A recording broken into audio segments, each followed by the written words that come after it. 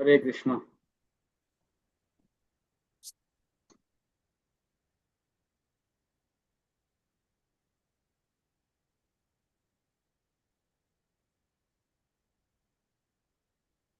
சரி, 9வது அத்தியாயம் நம்ம படிக்கிறோம்.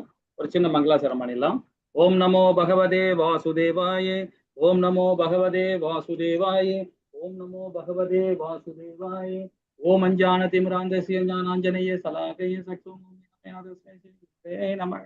ஸ்ரீ சைத்தன்ய மனோபீஷ்ணம் சாதிகம் என பூதலே ஸ்வயம் ரூபகதாமாயம் ததா சிவபதிகம் ஏ கிருஷ்ணா கருண சிந்தே தீன பந்தே ஜகத்பதே கோபேஷா கோபிகா காந்தா ராதா காந்தா நமஸ்வதே தப்தகாஞ்சன கௌராங்கி राधे वृंदानेश्वरी वानोसुदेवी प्रियमान्ये हरिप्रिये वाञ्छकल्पतराय कृपसिन्धुये वस पद्मनाभं भावनीये वैष्णवियो नमो नमः। जय श्री कृष्णा चैतन्य प्रभु नित्यानंद श्री अद्वैत गदाधर श्रीवासादि गौर भक्त वृंद हरे कृष्णा कृष्ण कृष्णा हरे हरे हरे राम राम राम हरे हरे हरे कृष्णा कृष्ण कृष्णा हरे हरे हरे राम राम राम हरे हरे हरे कृष्णा कृष्ण कृष्णा हरे हरे हरे राम राम राम हरे हरे. எல்லாருக்கும் நமஸ்காரம். ஹரே கிருஷ்ண மாதாஜி. ஹரே கிருஷ்ணா. இன்னைக்கு நாம 9வது அத்தியாயம் மாயத்தால ரொம்ப அழகா நாம ஒரு அத்தியாயமா பார்த்துட்டு இருக்கோம். அதுல குறிப்பா என்னென்ன அத்தியாயம் பார்த்தோம் அது ஒரு சின்ன தலைப்பு ஒண்ணு பார்த்தலாம். முதல் அத்தியாயம் அதாவது மாயத்தை குறித்த கலை சொற்கள் பார்த்தோம். மாயத்தோட கலை சொற்கள்னு சொல்லும் போது பாத்தீங்கன்னா மாயனா என்ன அப்படின்னு தெரிஞ்சுக்கிட்டோம் ஒண்ணு. ரெண்டாவது பாத்தீங்கன்னா குணமாய ஜீவமாயா செயல்பாடு என்ன அப்படின்றது அதோட செயல்பாடை நம்ம தெரிஞ்சுக்கிட்டோம். இது கலை சொற்களாக நம்ம படிச்சோம். அதே மாதிரி அத்தியாயம் 2 மாய பற்றி கோட்பாடுகள் என்ன அப்படின்றது பார்த்தோம். கோட்பாடுகள் மாய கோட்பாடுகள் நம்ம என்ன படிச்சோம் ஞாபகம் இருக்கு அவங்களுக்கு எல்லாருக்கும்? மாயத்தோட கோட்பாடுகள் அது என்னன்னா பௌதிகமான செயல்பாடை செய்வதற்கு தான் நம்ம பார்க்கணும் இல்லைங்களா? இப்ப நம்ம சத்துவத்துல இருந்தா ரசோல பார்க்கும், ரசோத்துல இருந்தா தமோல பார்க்கும். இல்லைன்னா அதே குணத்திலேயே நம்ம செயல்பட்டு அதே குணத்திலே நம்ம கொண்டு போவோம். நம்முடைய செயலுக்கு ஏற்ற மாதிரி தான் அது நம்ம டிகர் பண்ணிட்டே இருக்கும் இல்லைங்களா? அதோட கோட்பாடே அதுதான். நம்ம அதுல மட்டும் கொஞ்சம் ஜாக்கிரதையா நம்ம இருக்கணும் இல்லையா? அது 2வது அத்தியாயத்துல பார்த்தோம். 3வது அத்தியாயத்துல என்ன சொல்லப்படுது பாத்தீங்கன்னா மாய் என்பதற்கான வரைமுறை இருக்கு. மாய் என்பதற்கான வரைமுறை ரொம்ப அழகா பார்த்தோம். அது 14 விதமான செயல்பாடு நம்ம பார்த்தோம். 3 4 நம்ம விரிவா அதை பார்த்தோம் இல்லைங்களா? இது நம்ம எதெல்லாம் நாம பௌதிகமான செயல்பாடு எல்லாமே மாயதான். பௌதிகமான செயல்பாடு அது எந்தெந்த இருக்குன்றதை நம்ம தெளிவா நம்ம அதை படிச்சோம் இல்லைங்களா? இது 3வது அத்தியாயத்துல. 4வது அத்தியாயத்துல என்ன சொல்றதுன்னா மாய் என்ற வார்த்தைகள் பல்வேறு அர்த்தங்கள் கண்டுபிடிச்சோம். அந்த வரையறைகள் மூலியமாக அர்த்தங்கள் பார்த்தோம். நம்ம செயல்பாடு பௌதிக செயல்பாடு ஏகப்பட்ட செயல்பாடு இருக்கு. அந்த ஏகப்பட்ட செயல்பாடுல ஒரு அர்த்தத்தினால உணர்ச்சியாலும் உணர்வாலையும் புத்தியாலையும் செயலாலையும் நாம பந்தப்படுறோம் இல்லைங்களா? அது நம்ம அந்த அந்த வார்த்தைகள் அதெல்லாம் நம்ம தெரிஞ்சுக்கிட்டோம். இது 4வது பாடத்துல. 5வது பாடம்னா அதாவது திருகுமித்திகா அந்த 3 விதமான மாய அதாவது சத்துவகுணம் ரசோகுணம் தமோகுணம் அந்த அந்த குணத்தை பத்தி நம்ம தெரிஞ்சுக்கிட்டோம் இல்லைங்களா?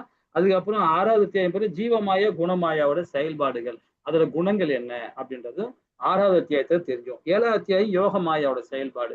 யோகமாயா சொல்றது பகவானுடைய அந்தரங்க சக்தி.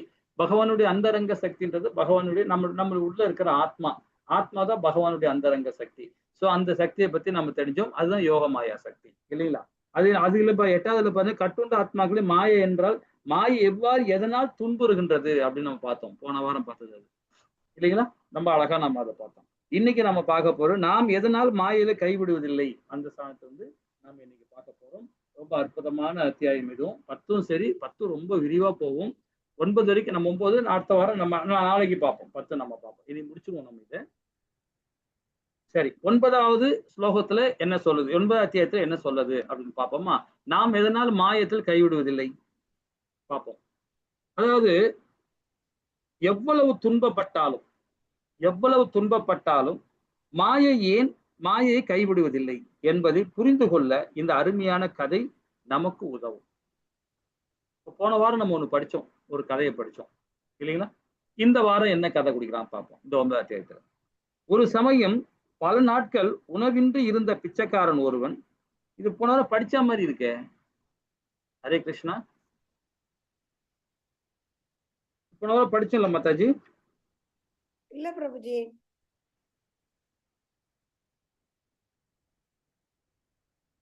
படிச்சோம் படிக்கலையா? பிரபுஜி, படிச்சோம்.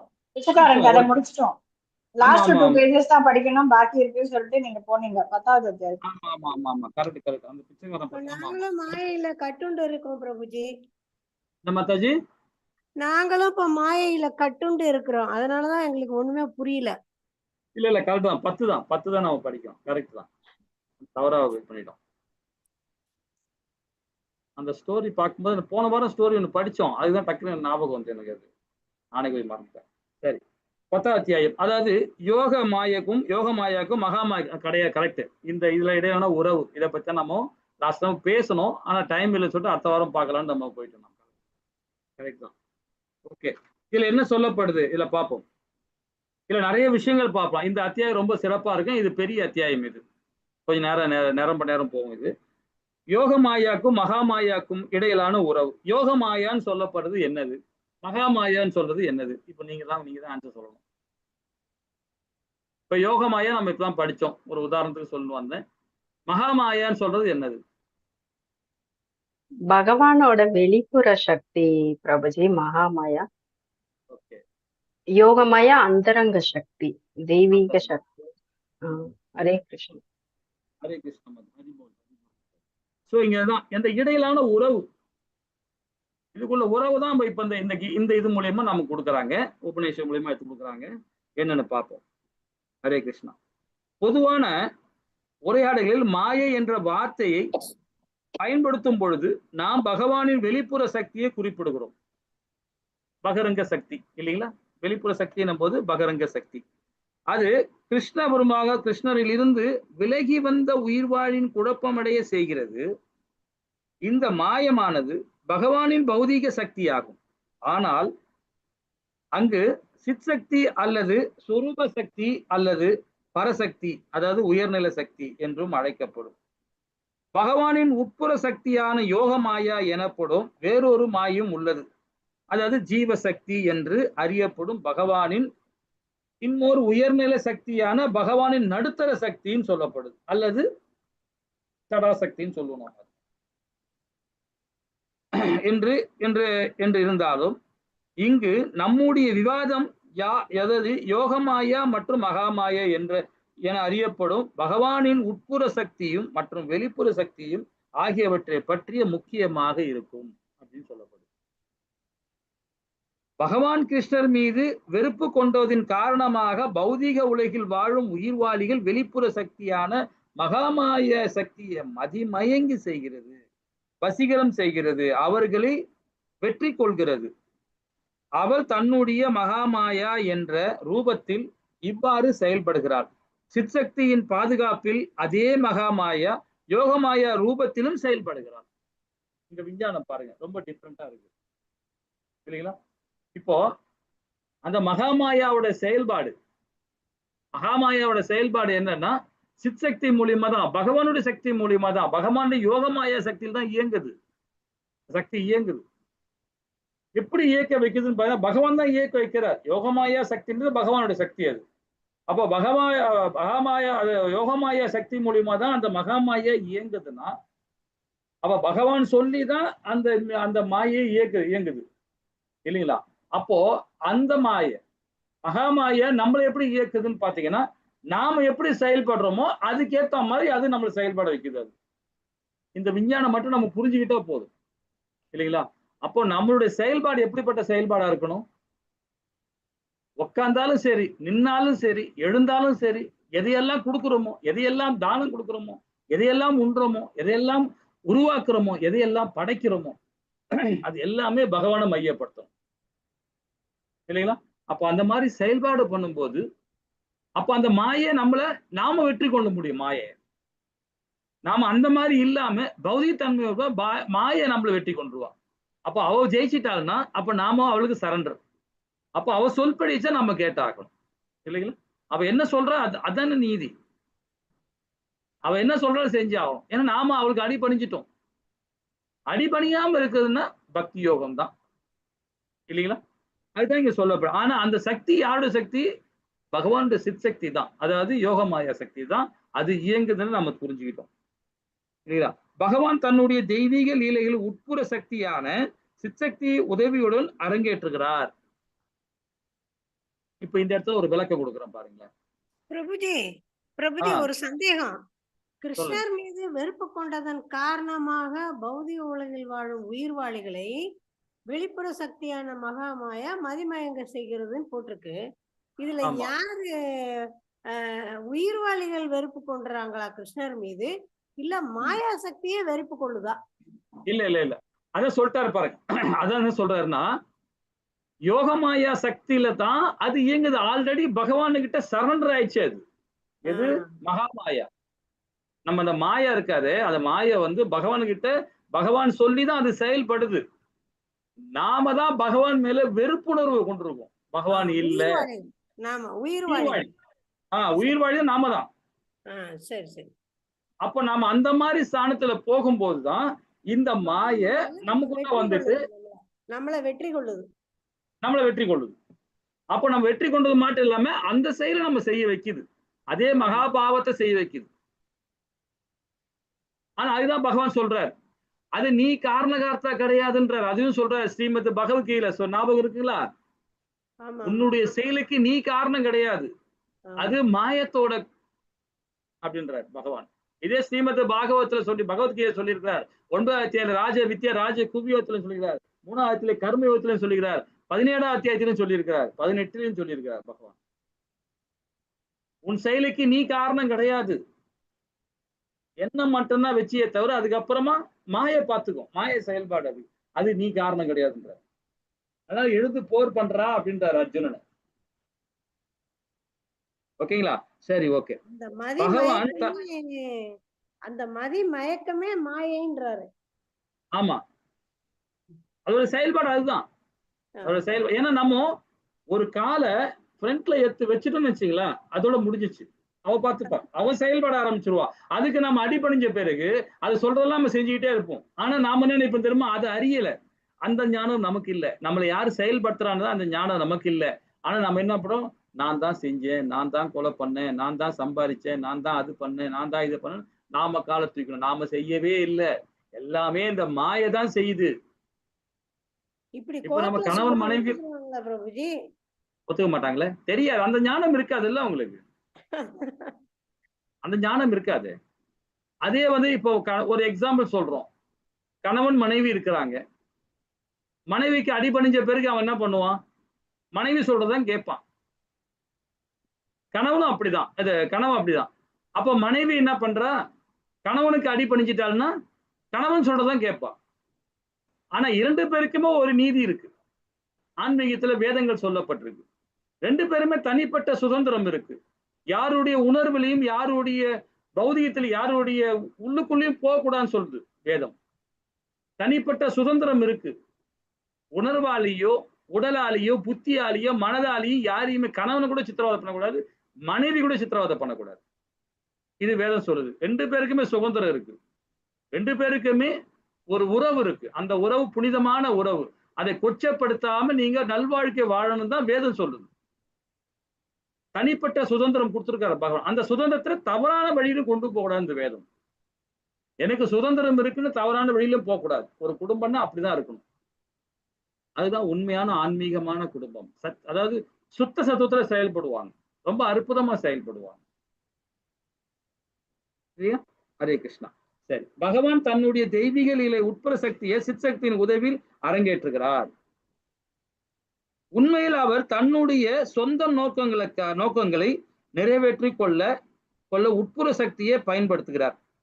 இது ஸ்ரீமத் பாகவதத்தில் 10வது காண்டத்துல 29வது அத்தியாயத்துல 1வது பதத்துல சொல்லப்பட்டிருக்கு. என்ன சொல்றாருன்னா, கிருஷ்ணர் முழு ஐஸ்வர்யங்களையும் நிரம்பிய பரமபுருஷ பகவான் இருப்பினும் நறுமணத்துடன் பூத்து குலங்கும் மல்லிகை பூக்களின் இலையுதிர் கால இரவு கண்டதையும் அவர் தன் மனதையும் காதல் லீலைகளை பக்கம் திருப்புகிறார். அவருடைய நோக்கங்களை பூர்த்தி செய்து கொள்ள அவர் தன்னுடைய உள்ளார சக்தியை பயன்படுத்துகிறார். அப்போ இதுல என்ன சொல்றாருன்னா, யோகமாயா என்பது உட்புற சக்தியாகிய அந்தரங்க சக்தியும் ஒரு பொருளை கொண்டு இருவேறு வார்த்தைகளை என்று ஏற்கனவே கூறப்பட்டது. அதே போல அந்த உட்புற சக்தி மற்றும் சொரூப சக்தி இவை இரண்டுமே ஒரே பொருளுடைய இருவேறு வார்த்தைகளாக வைஷ்ணவ அதாவது யோகமாயா சாக்கிய அதாவது அசத்திய சக்தி என்றும் கூறப்பட்டுள்ளது. யோகமாயா கூட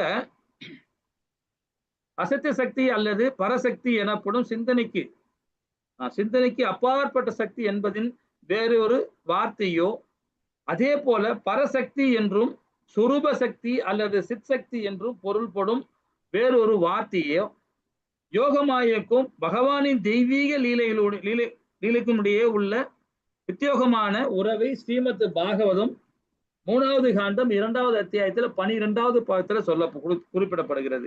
என்னன்னு பாத்தீங்கன்னா, தன்னுடைய உட்புற சக்தியான யோகமாயின் மூலம் பகவான் நிலையற்ற இவ்வுலகை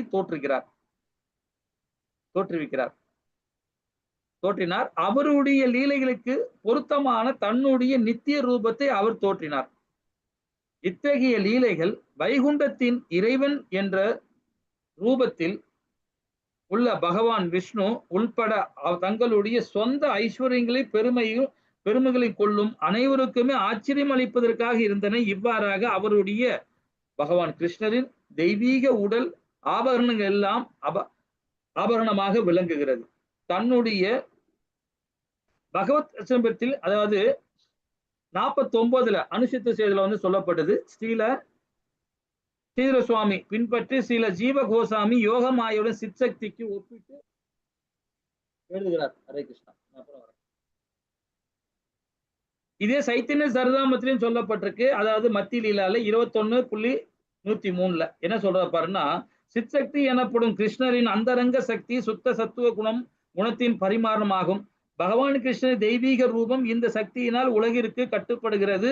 இரத்தினம் போன்ற இந்த ரூபம் பக்தர்களின் மாபெரும் ரகசியமான பொக்கிஷம். இந்த ரூபம் பகவான் கிருஷ்ணனுடைய நித்திய லீலைகளிலிருந்து தோன்றுகிறது.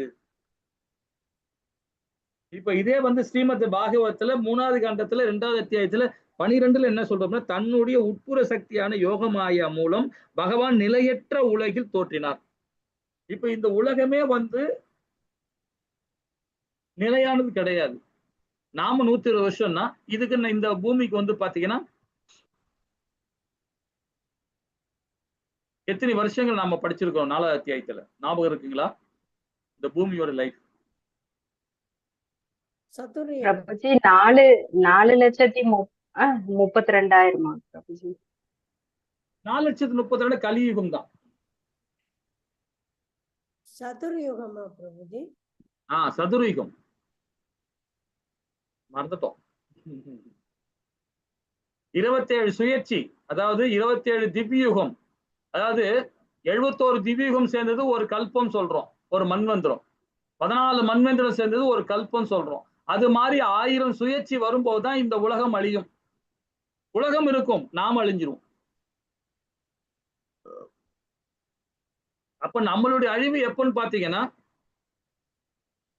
நம்மளுடைய அழிவு பிரம்மாவுடைய பகல் பொழுது வரும்போது, இரவு பொழுது மாலை பொழுது வரும்போது நம்ம அழிவு உண்டு நமக்கு எல்லாம்.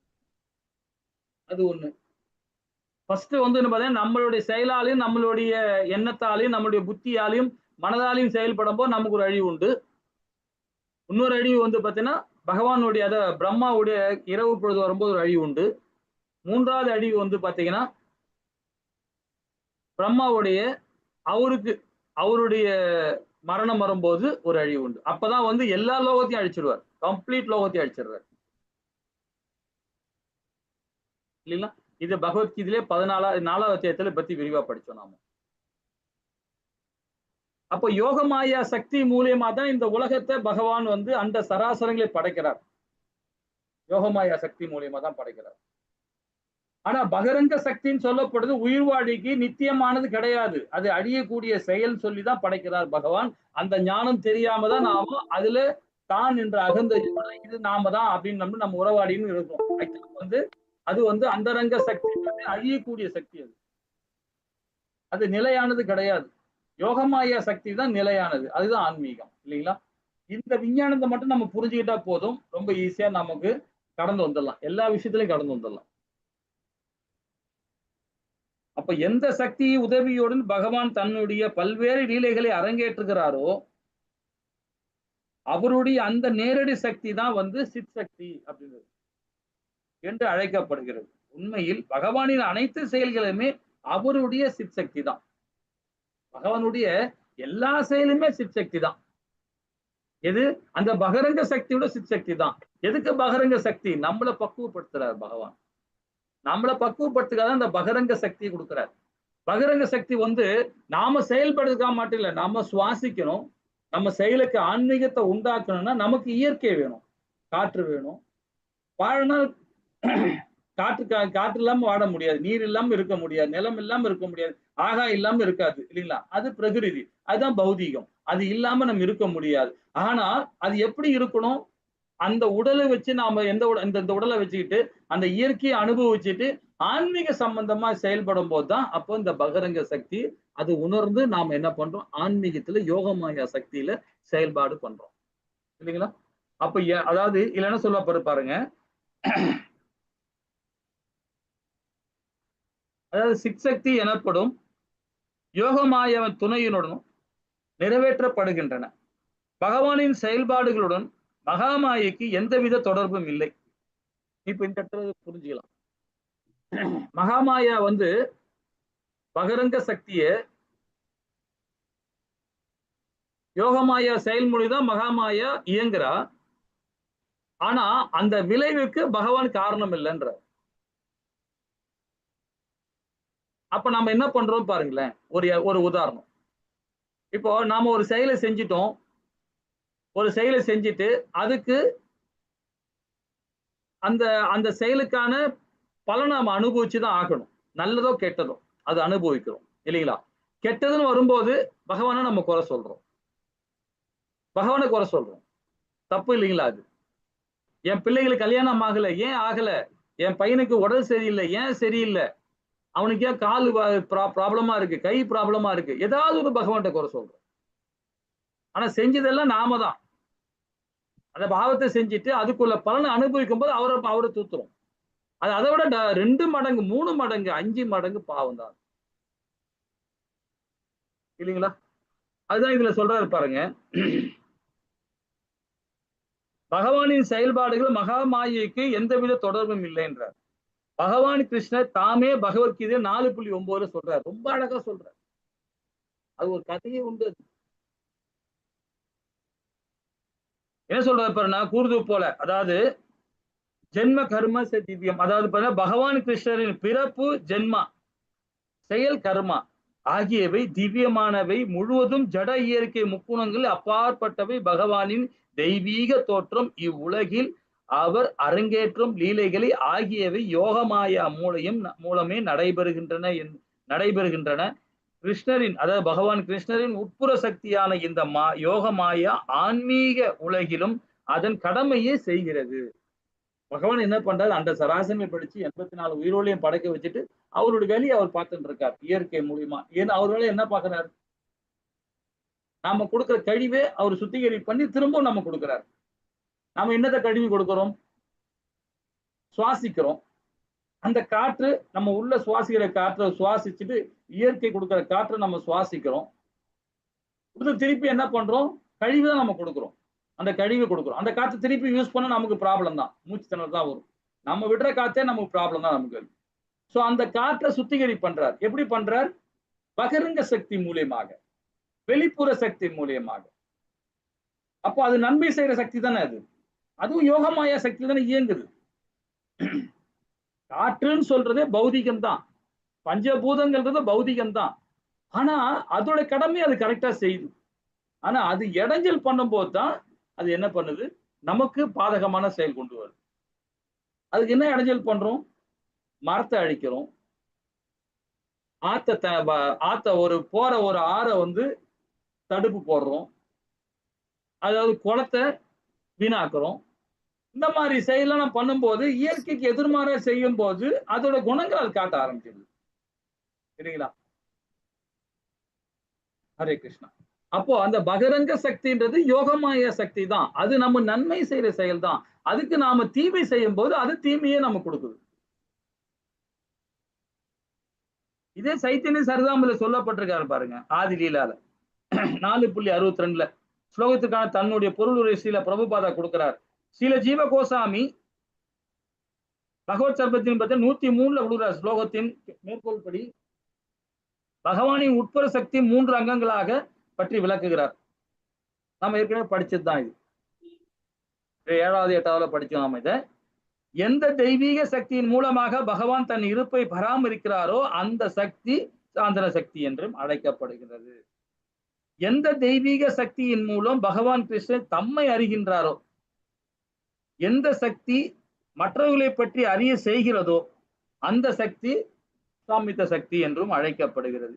எந்த தெய்வீக சக்தி மூலமாக பகவான் தெய்வீக ஆனந்தத்தை கொண்டு உள்ளாரோ, எந்த தெய்வீக சக்தி பக்தர்களின் ஆனந்தத்திற்காக காரணமாக உள்ளதோ அந்த சக்தி ஹலாதின சக்தி என்றும் அழைக்கிறது. இப்ப இந்த மூணுத்தையும் நம்ம படிச்சிடணும். சாந்தன சக்தி, சம்யுக்த சக்தி, ஹலாதின சக்தி, நம்ம மூணுமே ஏற்கனவே நம்ம படிச்சிருக்கிறோம், விரிவா படிச்சிருக்கிறோம். இப்ப திரும்ப இதை கோடிட்டு காமிச்சிருக்காங்க. இந்த சக்திகள் ஒவ்வொரு ஒன்றோடு எவ்வாறு சம்பந்தப்பட்டு உள்ளன அல்லது பௌதீக உடலோடு அவை எவ்வாறு சம்பந்தப்பட்டு உள்ளன என்பது ஸ்ரீல பிரபுபாதா மேலும் விளக்குகிறார். இவை எல்லா சக்திகளும் மொத்த வெளிப்பாடே சுத்த சத்துவம் சொல்லப்படுது இல்லைங்களா? சுத்த சத்துவம் என்று அழைக்கப்படுகிறது. அப்ப பகவான் பல்வேறு ஆன்மீக வகையும் நன்மைகளையும் தன்மைகளையும் கொண்ட இத்தலம் பகவான் ஜட உடலில் தோன்றும் பொழுது கூட வெளிப்படுத்தப்படுகின்றன. எனவே ஜட உலகில் பகவானின் லீலைகளையும் தோற்றங்களையும் நிச்சயமாக பௌதிகமானவை அல்ல, அவை தூய ஆன்மீக நிலையை சார்ந்தவை. மகாமாய, யோகமாய இவை இரண்டுமே மயக்க செய்வதற்கான நினைத்திற்குரிய ஆற்றலை கொண்டுள்ளன. மகாமாய சக்தியானது கட்டுண்ட ஆத்மாக்களை மயக்கமறை செய்கிறது. அதே சமயம் யோகமாய சக்தியானது பகவான் கிருஷ்ணரின் முக்தி அடைந்த நித்திய சகாக்கள் மயக்கமுறை செய்கிறது, அல்லது இன்னும் சரியாக செய்வதென்றால் இன்பம் அடைய செய்கிறது. இவ்வாறாக இவ்விரு சக்திகளும் தங்களின் மயக்கும் சக்தியை இருவேறு இடங்களில் பிரிக்கின்றன. ஹரே கிருஷ்ணா. மகாமாய பகவானின் வெளிப்புற சக்தி என்பதால் இது பகவானுக்கு வெளிப்புறமாக இருந்து செயல்படுகிறது. இதன் பொருள் என்னவெனில், இந்த பௌதீக உலகை படைத்தல், பராமரித்தல் மற்றும் அழித்தல் ஆகிய செயல்களில் பகவானுக்கு உதவி செய்து மகாமாயானது படைப்பின் போது இந்த உயிர்வாழிகளை மதிமயங்க செய்வதில் பகவானுக்கு உதவுகிறது. இந்த பகிரங்க மாயாவானது யோக மாயின் பிரிதலின் கீழ் செயல்படுகிறது. ஹரே கிருஷ்ணா. இப்ப படிச்சதுல ஏதாவது உங்களுக்கு புரிஞ்சுதா? ஏதாவது விளக்க முடியுமா? கொஞ்சம் யோசனை பண்ணி பாருங்க. உள்ள விளக்க நான் தரேன். ஹரே கிருஷ்ணா. இப்ப மகாமாயனா என்னன்னு புரிஞ்சுக்கிட்டோம், யோக மாயானா என்னன்னு புரிஞ்சுக்கிட்டோம், அதோட செயல்பாடு எப்படின்னு நம்ம புரிஞ்சுக்கிட்டோம். யோக மாயால 3 விதமான பிரிவு நம்ம பார்த்தோம். அலாதனி, சாந்தனி, சாமித்த சக்தி, அதை பார்த்தோம். அதோட செயல்பாடு என்னன்னு நம்ம தெரிஞ்சுக்கிட்டோம் இல்லைங்களா? இந்த பகிரங்க சக்தியோட யோக மாயாவின பிரதிநிதிகள் தான் நம்ம சொல்ல வரோம். அதாவது யோக மாயாவுடைய சக்தி தான் பகிரங்க சக்தின்னு நம்ம தெரிஞ்சுக்கிட்டோம் இல்லைங்களா? ஏதாவது டவுட் என்ன இருக்குங்களா? ஹரே கிருஷ்ணா மாதாஜி. ஹரே கிருஷ்ணா பிரபு. முதல்ல வந்த ஒரு பேரால பிரபுஜி, இந்த இதுக்கு முதல்ல அவருடைய சக்திய தானே அறிஞ்சுக்கிறாருன்றாரு. இந்த சக்தியின் மூலமா தான் அவர் தன்னை அறிஞ்சுக்கிறாரா? யாரு பகவானா? யோகமாய சக்தி மூலியமாவா? அவரு அறிய மாட்டாரு மாதாஜி. அவரு எங்க அறியறாரு பிரபுஜி? வருது எங்க வருது? அந்த முதல்ல இதுக்கு முன்னாடி ஒரு இது வருது இல்ல, இதுக்கு முன்னாடி ஒரு நிமிஷம் இருங்க. எந்தத்துல மாதாஜி? பிரிதனி இவ்வாறு புருஷன் மஸ்தானி அந்த அகங்காரம். அலாதினி சக்திய பத்தி படிக்கும்போது வந்துச்சுங்க பிரபுஜி இந்த சென்டென்ஸ். ஓகே.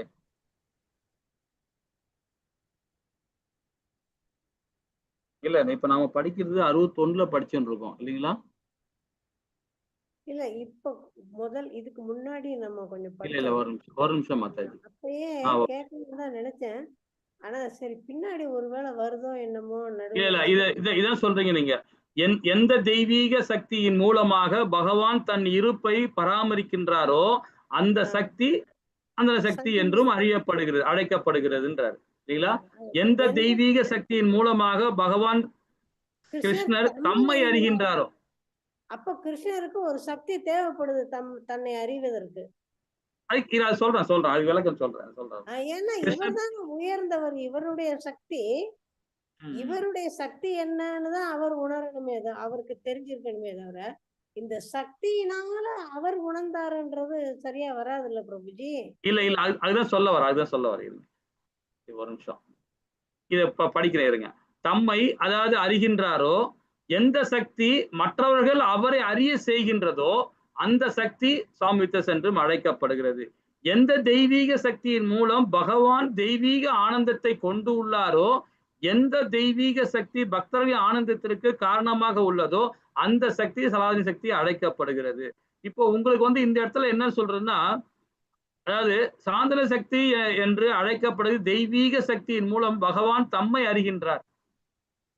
தம்மை அறிகின்றார்னா இப்ப ஒண்ணு இல்ல மாதாஜி. இப்போ நம்ம ஸ்ரீமத் பகவத்கீதையில மகாபாரதம் எடுத்துங்க. ஸ்ரீமத் பகவத்கீதை மகாபாரதம் எடுத்துங்க. இப்ப மகாபாரதத்துல ஏன் பகவான் அவதாரம் கொடுக்கிறார்? அதர்மத்தை பாத்தீங்கன்னா அதர்மம் அதிகமானுச்சு, தர்மத்தை காக்க தான் பகவான் அவதாரம் கொடுக்கிறார் இல்லைங்களா? அந்த அவதாரத்துக்குள்ள காரணம் என்ன? அதுதான் இந்த மூலப்பொருள். அதுதான் அறிய வைக்கிறார், அதை உணர்றார், அதை உணர்ந்து அதை செயல்பட வைக்கிறார் நம்மள. ஒரு இடத்துல பாத்தீங்கன்னா தேவகி தாயார் கேட்கிறாங்க சிறைச்சாலையில, அவர் விஸ்வ ரூபத்தை காட்டுறார்.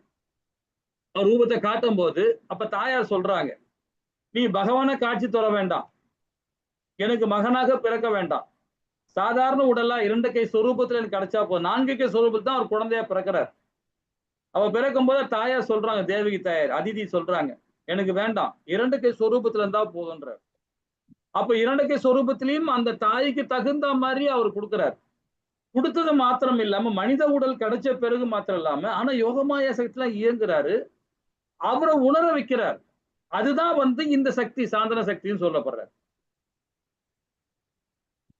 என்ன அவர் உணர வைக்கிறார், அவர் சக்தியை அவர் உணர வைக்கிறார். ஆனா இதை நாம வேற ஒரு கண்ணோட்டத்துல பார்க்கும்போது அவர் தானே ஆதி மூலம். அப்ப அவருக்கு அறிய வைக்கிற சக்தி என்ன சக்தின்னு சொல்லிட்டு அது நாம அந்த மாதிரி விளக்க நம்ம தேட வேண்டாம். ஏன்னா அவருக்கு என்ன சக்தின்றது அவருக்கு தெரியும். அந்த சக்தியை மக்களுக்கு உணர வைக்கணும், அவரும் அறிஞ்சுக்கணும், அதே மாதிரி அடுத்தவங்களுக்கும் உணர வைக்கணும்ன்றதுதான் இதோட கோடிட்டு காட்டுறாங்க. இதுல இப்போ இப்ப ராமபிரான் ஒரு அவதாரம் கொடுக்குறாங்க, 10 அவதாரம் கொடுக்குறாங்க, பரசுராமர் அவதாரம் கொடுக்குறாங்க. எல்லாருக்கும் ஒரு கோட்பாடு இருக்கு இல்லைங்களா? ஒரு இது இருக்குங்களா? அந்த அவதாரத்தோட சொரூபம் என்ன, அந்த அவதாரத்தோட மகிமை என்ன, அது அவங்க அறிய வைக்கிறாங்க, மக்களுக்கு நம்மள மாதிரி பக்தருக்கு அறிய வைக்கிறாங்க. அவரும் உணர்ந்து அதுக்கேற்ற மாதிரி கொடுக்கிறார். அதுதான் சாந்தன சக்தின்னு சொல்லப்படுது. ஓகேங்களா மாதாஜி? புரிஞ்சுதுங்களா? இல்ல ஏதாவது டவுட் என்ன இருக்குங்களா? நான் எனக்கு குழப்பறேன்னா? அவருடைய வெளிப்பாடு கம்சன் அழிக்கிறது, அத அவரு பின்னால தன்னுடைய சக்தி மூலமா உணர்ந்துக்கிறாரா? அப்படி அதாவது ஒண்ணு நல்லா புரிஞ்சுக்கல. இப்ப பகவத்கீதையில பகவான் ஏன் இந்த உபதேசம் கொடுக்கிறார் அர்ஜுனனுக்கு, ஏன் மகாபாரத பகவான் ஏன் அங்க லீலையில கலந்துகிட்டார், காரணம் என்ன? ஒரே ஒரு காரணம் தான் இருக்கும், டக்குன்னு சொல்லலாம். இப்ப கம்சனை கொள்றது மாத்திரம் வரல. அவரு கம்சனை கொள்றது அவர் 1000 வழி இருக்கு. அவர் அங்க வைகுந்தத்திலிருந்து கொண்டுடுவார் அவனை. அர்ஜுனன் மூலமா எல்லாருக்கும் என்ன சொல்றது, தங்களுடைய கடமையை, அதாவது மாதாஜி பக்தர்களை காக்க தான் வராரு. ஏன்னா நல்லவங்களும் இருக்கிறாங்க, கெட்டவங்களும் இருக்கிறாங்க. அறிமுகத்துல படிச்சேன். ரைட். நல்லவங்களும் இருக்கிறாங்க, கெட்டவங்களும் இருக்கிறாங்க இந்த உலகத்துல. அப்போ அழிக்கணும்னு நினைச்சாருன்னா அங்கிருந்து ஒரு அணுகுண்டு தூக்கி போட்டானா முடிஞ்சு, ஒரு பிரம்மாஸ்திரம் விட்டாருன்னா முடிஞ்சு போச்சுங்க. முடிஞ்சு போச்சு. அது செய்யக்கூடாது இல்லையா? அது செய்யாம நல்லவங்க இருக்கிறவங்க கெட்டவங்களையும் பாத்தீங்கன்னா நல்வழிப்படுத்தணும். இப்போ இருக்கிறவங்க வந்து எல்லாரையும் அழிக்கப்படணும். அதர்மம் அதிகமாச்சு, பக்தர்களை காக்கணும். அதுக்காக தான் வந்து முழுமுதற் கடவுளாக பகவான் கிருஷ்ண தோணர் ஒரு மகாபாரத்தை உருவாக்கினார். ஒரு காவியத்தை உருவாக்குறார். உருவாக்கி அதை செயல்படுத்துறார். அன்பின் காரணமாக ம். தன்னுடைய பக்தர்களின் மீது உள்ள கருணை அன்பின் காரணமாகன்னு பிரபுபாதர் சொல்றாரு அந்த அறிமுகத்துல. அதாவது அன்புனா அந்த அன்பு காரணம் யாருன்னா, இதுக்கு மூல காரணமே யாருன்னு பாத்தீங்கன்னா பூமி மாதா தான். பூமி தாய் தான் கேக்குறாங்க. கோமாதா ரூபத்துல போய் கேக்குறாங்க, பகவான் கிட்ட முறையிடுறாங்க.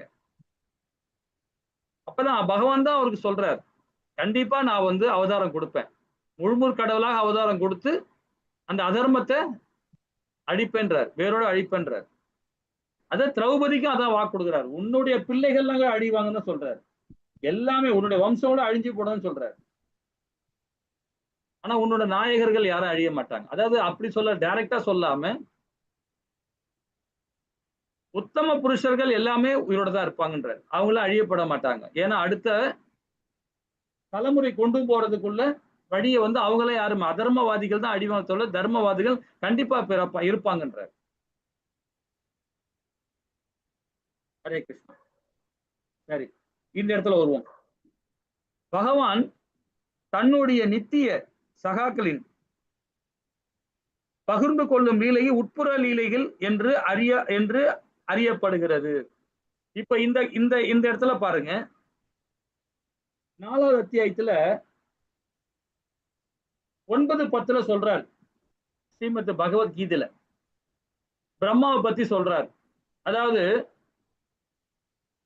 உங்களுக்கு என்ன மாதிரி நீங்க செயல்படுறீங்களோ அதுக்கேத்த பலன் நான் கொடுப்பேன்னு தான் சொல்றாரு பகவான். 9-10 சொல்றார் ஸ்ரீமத் பகவத்கீதையில. அப்போ நாம என்ன மாதிரி நாம செயல்படுறோம் அப்படின்னு பாத்தீங்கன்னா, தெய்வீகமான செயல்படுறோம், சுத்த சத்துவத்துல நம்ம செயல்பட்டோம்னா, இதுல சொல்றாரு, செயல்பட்டோம்னா அதுக்கேத்த பலன் கொடுக்கிறார். அதுக்கேத்த பலன் என்ன தெரியுங்களா? அவருடைய லீலையில நம்மளுக்கு பங்கு கொடுக்கிறார். அவருடைய லீலையில இப்ப நாம எல்லாமே ஸ்ரீமத் பகவத்கீதை, இந்த வேதங்கள், இந்த உபநேசங்கள்லாம் நம்ம படிச்சுட்டு இருக்கோம். அப்போ நமக்கெல்லாம் கண்டிப்பாக உத்தரவாதம் கொடுக்கிறார் பகவான். இது உங்களை எல்லாம் திருப்திப்படுத்துகிற பேசல, சொல்லல. இது வேதங்களை சொல்லப்பட்டது. கண்டிப்பாக நமக்கு அந்த லீலையில கலந்துப்போம். பகவானுடைய லீலைகள் எப்படி கலந்தோம்னா இது சொல்றாரு பாருங்க. பகவான் தன்னுடைய நித்திய சகாக்களுடன் பகிர்ந்து கொள்ளும் லீலைகள் உட்புற லீலைகள் என்று அறியப்படு. உட்புறன்றது அந்தரங்க சக்தி மூலியமாக இந்த மாதிரி நம்மளுடைய ஆத்மாக்கள், நம்மள மாதிரி தூய ஆத்மாக்கள், நம்மள மாதிரி பகவத் பக்தர்கள் ஆத்மாக்கள் அவருடைய லீலையில பங்கு கொள்வாங்க. இப்போ மகாபாரதம் சொல்றோம், எத்தனை ஆயிரம் ஸ்லோகங்கள் பாருங்க, எத்தனை 6000 ஸ்லோகங்கள் பாருங்க. பகவத்கீதைன்றது 700 ஸ்லோகம் தான். மகாபாரதம் எத்தனை ஸ்லோகம் பாருங்க, எத்தனை கதாபாத்திரங்கள் பாருங்க. இவங்க எல்லாமே பகவானுடைய நம்மள மாதிரி அனனிய பக்தர்கள் தான். அங்க ஒரு அதர்மவாதியா வரான், ஒரு யாரு வரா, ஒரு துரியோதன வரானா கூட அவனும் பகவானுடைய பக்தன் தான். அம்சம், அவருடைய அம்சம், அவருடைய அம்சம்தான். அவன் அந்த இடத்துல பகவானுக்கு லீலை பண்றான். ஏன்னா துரியோதனை யாரு, இரணிகசிபு யாரு, இரணி யாரு, பகவானுக்கு தொண்டு பண்ணவன், வைகுந்தத்துக்கு காவலாளியே இருந்தவன். அசுரர்கள் எல்லாம் பகவானுக்கு காவலாளியே இருந்தவங்க இந்த லீலையில பங்கு கொள்றாங்க. அப்போ அந்த லீலையில வரவங்க எல்லாருமே, துரியோதனா இருக்கட்டும், அதே மாதிரி அர்ஜுனனா இருக்கட்டும், யாரா இருந்தாலுமே சரி, எல்லாருமே பகவானுடைய நித்திய சேவகர்கள் தான். அவங்களாம் பகவானுடைய பகவத் பக்தர்கள் தான் எல்லாமே. அது ஒரு உபநேசம் நான் படிச்சேன். அதுதான் இங்கத்துல ரொம்ப அழகா சொல்லப்படுறாங்க. பகவானுடைய அனனிய பக்தர்கள் தான் அவங்க லீலையில, அவங்களோட சகாக்கள், நித்திய சகாக்கள் அவங்கலாம். இன்னொரு நல்ல கதையும் இருக்கு பிரபுஜி. கிருஷ்ணருடைய வாயிற் காப்பார்கள் ஜெய விஜயர்கள் வந்து அந்த அவங்கதான் அந்த 4 முனிவர்களை விடாம உள்ள விடாததுனால சாபம் வாங்கிடுறாங்க. அப்புறம் அவங்க வந்து இவரால சம்ஹரிக்கப்பட்டுறாங்க, கிருஷ்ணரால. அவதான் இவன் மாதாஜி. அந்த அது அந்த பேர் தான் ஜெயா விஜயன் தான் வந்து யாரு சொல்றது பாத்தீங்கன்னா, இரணிகசிபு, இரணியன், ஆமா சிசுபாலன், ஆமா துரியோதனன், ராவணன் இவங்க எல்லாமே வந்து அவங்களுடைய தோற்றம் தான். அந்த சாபத்தினாலதான் வந்து இங்க யாரு, அதாவது பிரம்மாவுடைய புதல்வர்கள் சனத்குமாரர்கள் ஆனா 4 இது பேர். அநியாயம் தானே பிரபுஜி. அவங்க என்ன 4 பேரும் அநியாயம்? உள்ள விடாதேன்னு தானே கிருஷ்ணர் சொல்லியிருக்காரு. அந்த கட்டளை இப்படித்தானே இவங்க நடந்திருக்காங்க. அப்புறம் இப்ப நீங்க இப்பதான் நீங்க புரிஞ்சுக்க போறீங்க. இந்த இந்த புரிதல் கண்டிப்பா இருக்கணும். நீங்க தவறுன்னு சொன்னீங்கல்ல, இது உள்வாங்கல்னு அர்த்தம். இந்த கதையை நீங்க இந்த இந்த இந்த லீலையை நீங்க உள்வாங்கல. அப்போ அவர் என்ன சொல்றாரு தெரியுங்களா? அவன் சாபம் விடுறான். இவங்க 4 பேரும் 4 புதல்வர்களும் சாபம் விடுறாங்க. சாபம் விட்டோனே பகவான் அங்க இருந்து ஓடியாடுறாரு. ஓடியாந்து என்ன சொல்றாரு? அப்போ இவங்க கேக்குறாங்க. யாரு?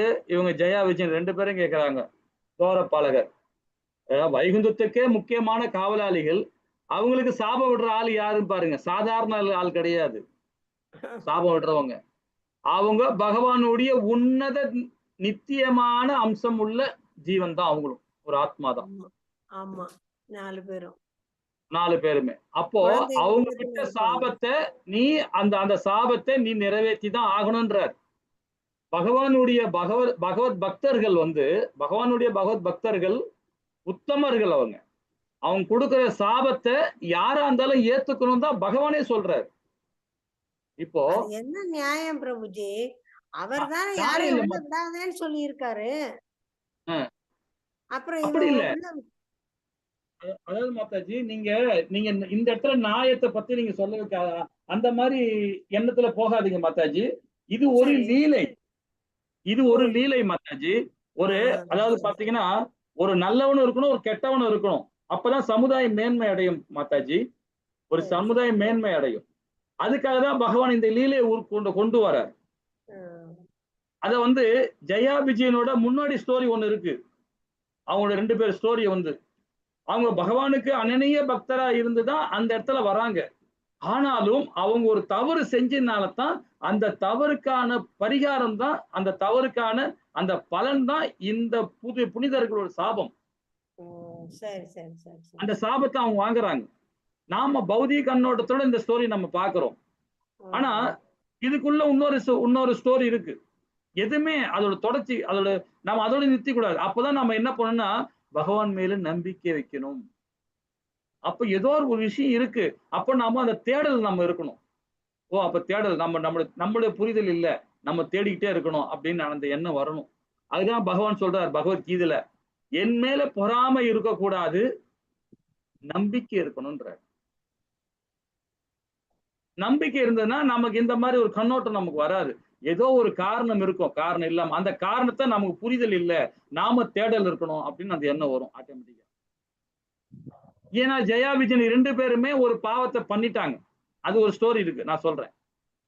அதனால தான் வந்து அந்த சாபத்தை வாங்குறாங்க. இதே வந்து பாத்தீங்கன்னா யமதர்ம ராஜா என்ன பண்றாருன்னா கொஞ்ச நாளைக்கு வந்து அந்த யமலோகத்திலே அவர் ஆட்சி செய்ய முடியல அவரால.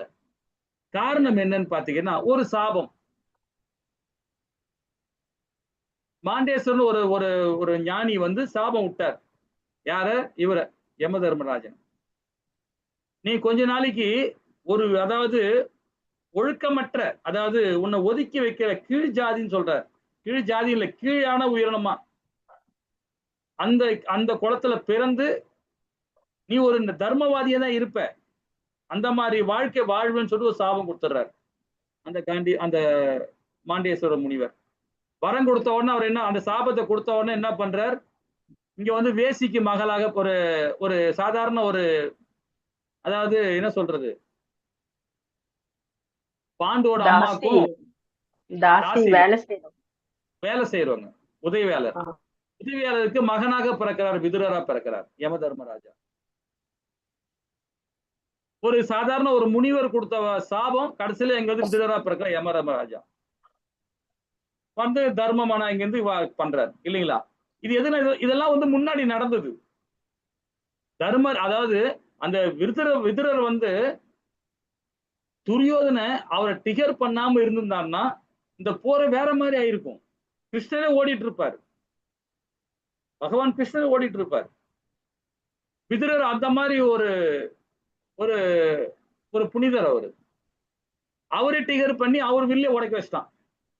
போரு கலந்த முடியும் தெத்தி விட்டான். இதெல்லாம் என்ன? அவனுடைய கர்மா. அப்போ நம்ம செயல்படுற எல்லா விஷயத்திலுமே ஒரு காரணங்கள் இருக்கு. அந்த காரணத்தை அறியாம தான் நாம என்ன பண்றோம், செயல்பட்டு இருக்கோம்.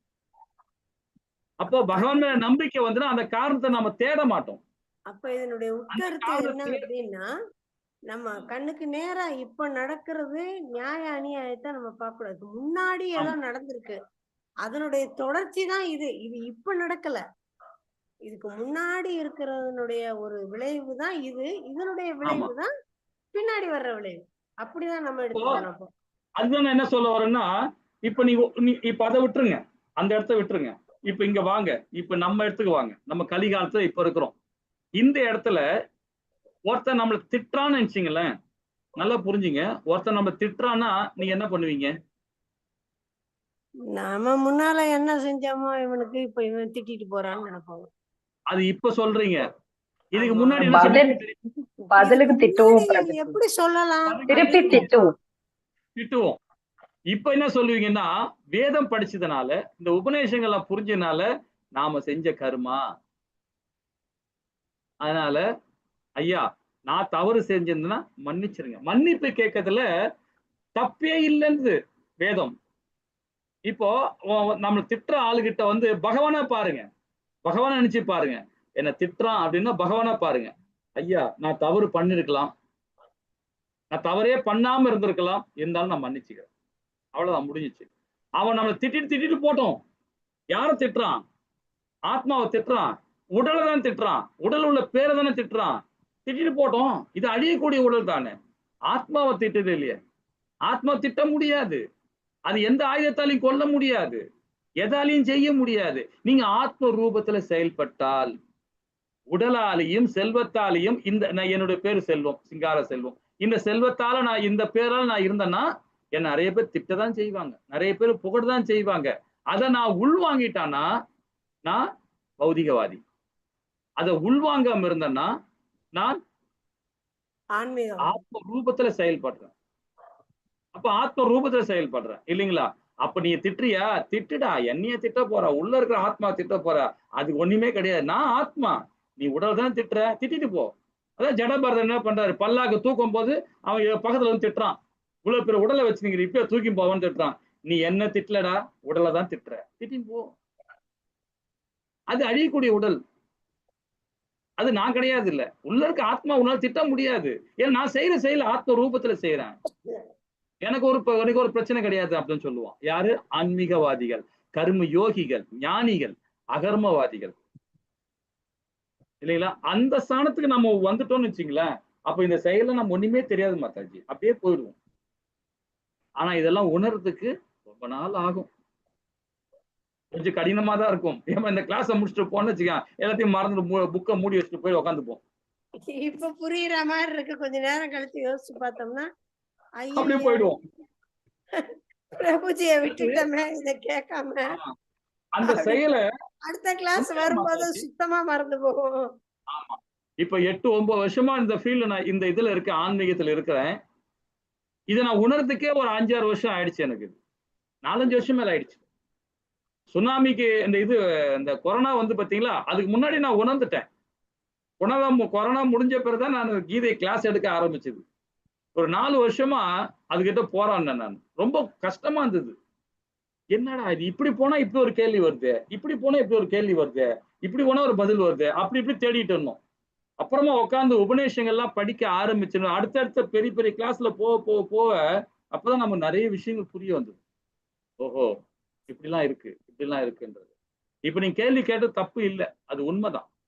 அது போக போக அது புரிய வந்துடும். ஹரே கிருஷ்ணா. மணி நாச்சு, இது பேசிட்டு ரொம்ப நாள் டைம் எடுத்துட்டோம். ஹரே கிருஷ்ணா. வீட்டுல வேற போன் பண்ணுவாங்க. சரி, இன்னும் ஒரு 10 நிமிஷம் படிப்போம். ஹரே கிருஷ்ணா.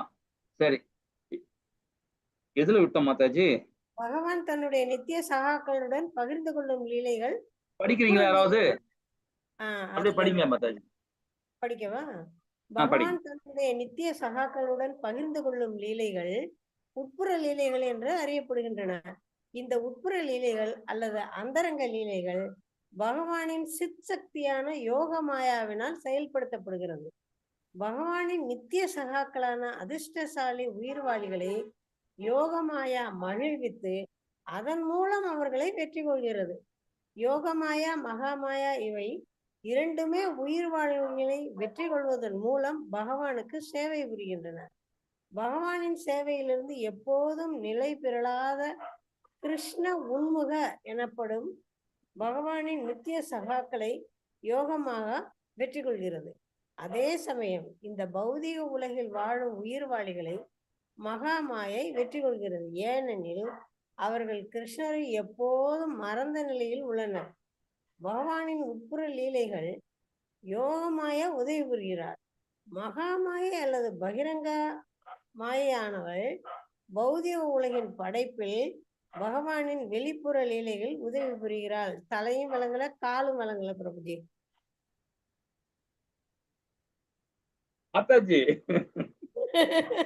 இந்த பேர சுத்தமா புரியல. மாயா மாயா மாயான்னு தான் வருதே தவிர ஒண்ணுமே புரியல. தெளிவா சொல்லிருக்காங்க மாதாஜி. கொஞ்சம் உள் வாங்கிட்டீங்கன்னா ஒரு ஈஸியா இருக்கும். மகாமாயா பொறுமையா படிக்கணும் உட்கார்ந்து. அதான் மாதாஜி, மகாமாயான்றது என்ன மாதாஜி? பகவானுடைய வெளிப்புற சக்தி மாதாஜி, பௌதிக சக்தி மாதாஜி. அவ்வளவுதான். அந்தரங்க சக்தின்றது ஆத்மா, உள்ள இருக்கிற உயிர், உள்ள இருக்கிற உயிர் இல்லைங்களா? அந்த உயிருக்கு ஆன்மீகம், வெளிப்புற சக்திக்கு ஆன்மீகம் கிடையாது, அது பௌதீகம் இல்லைங்களா? அதுதான் இங்க விளக்கம் கொடுத்துக்கிட்டே இருக்கிறாங்க. அப்போ நம்ம பௌதிகமா நினைச்சோம்னா அது நம்மள வந்து என்ன பண்ணோம்னா, நம்ம பௌதிகம் நான் தான் அப்படின்னு நினைச்சோம்னா அது நம்மள ஈஸியா நம்மள ஜெயிச்சிடுது. நம்ம தோத்துறோம். அகங்காரத்தை கொடுத்து நம்ம தோத்துடுறோம் அதுகிட்ட. அதுதான் இங்க சொல்றாரு. அது என்ன சொல்றாரு பாத்தீங்கன்னா, இங்க சொல்றாருன்னா பகவானின் உட்புற லீலைகள் யோகமாயா உதவி புரிகிறது. அதாவது உட்புற லீலைகள், உட்புற லீலைகள்னா என்னது? உள்ள இருக்கிற ஆத்மாவுடைய லீலைகள். இப்ப நாம என்ன மாதிரி அவதாரம் கொடுக்க போறோம், அடுத்த பிறவி எப்படி எடுக்க போறோம்ன்றது நம்ம கிட்ட தான் இருக்கு.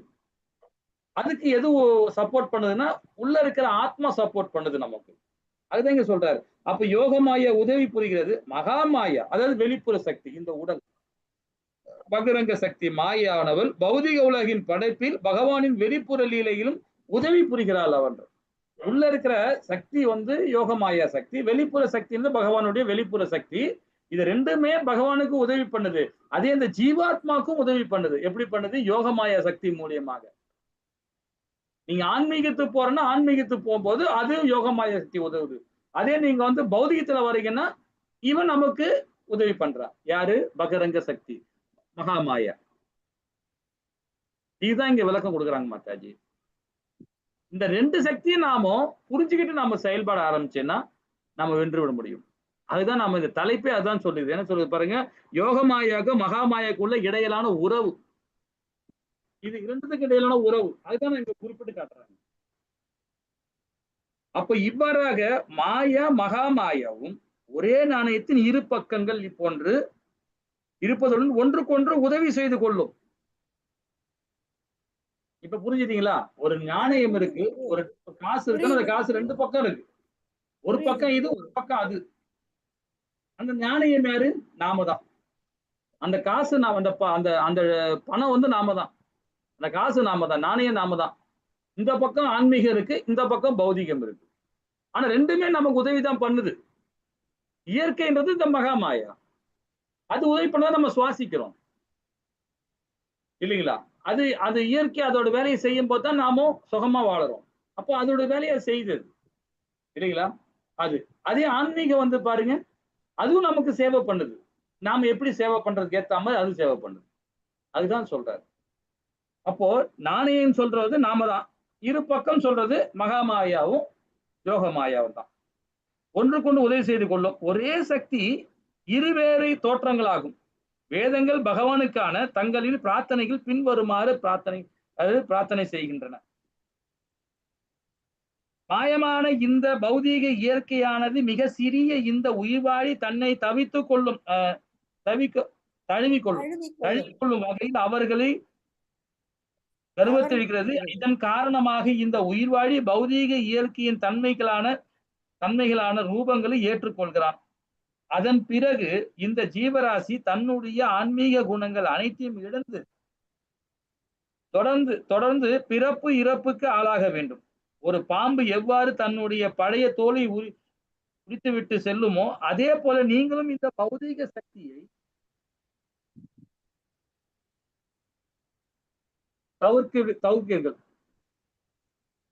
8 பூரணமான சித்திகளுடன் நீங்கள் இருப்பது புகத்தக்கது. நீங்கள் அவற்றை அதாவது செல்வ செழிப்போடு அனுபவிக்கிறீர்கள்.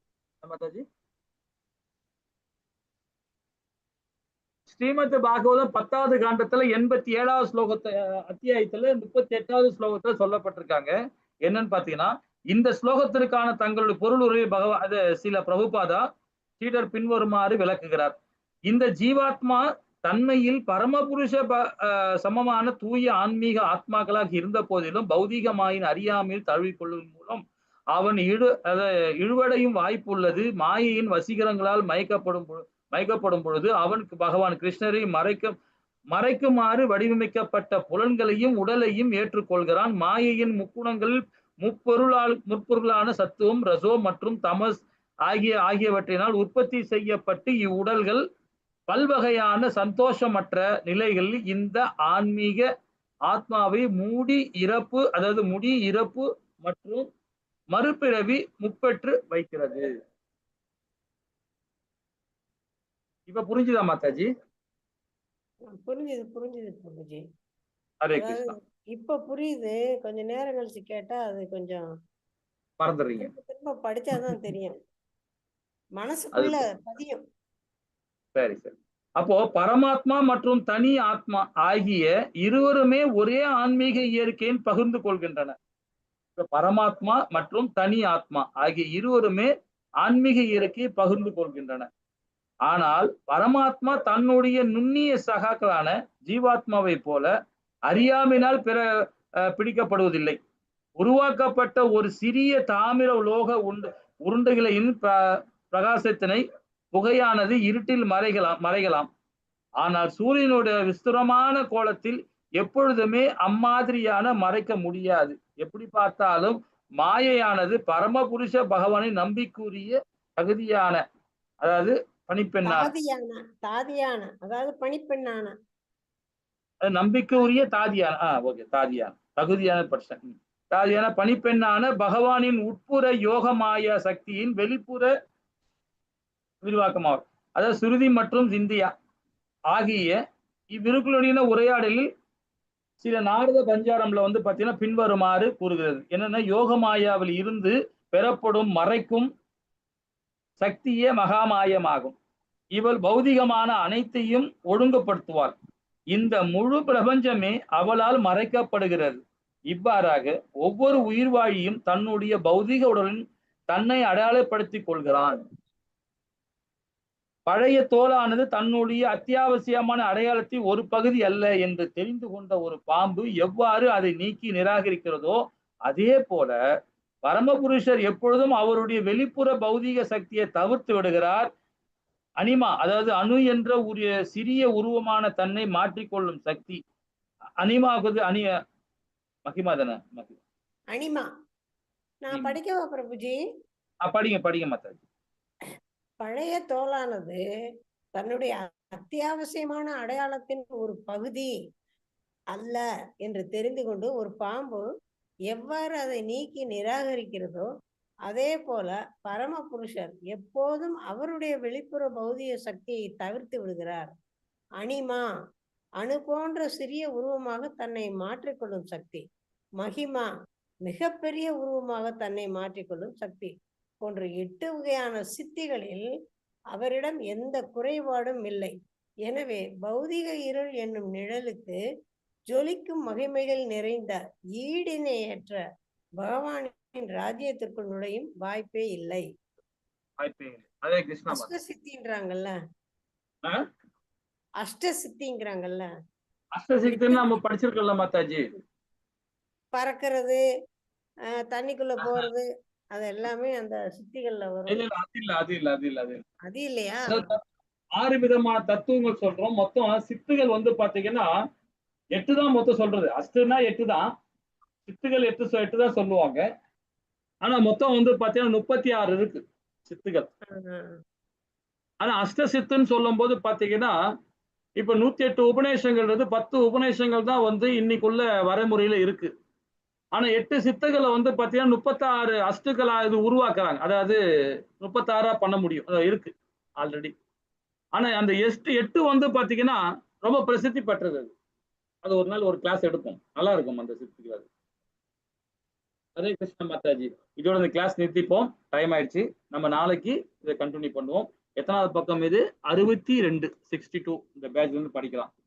வாஞ்ச கல்பத்தராய கிருப சிந்து ஏவச பதினாறாம் பாவனிய வைஷ்ணவியோ நமோ நமக.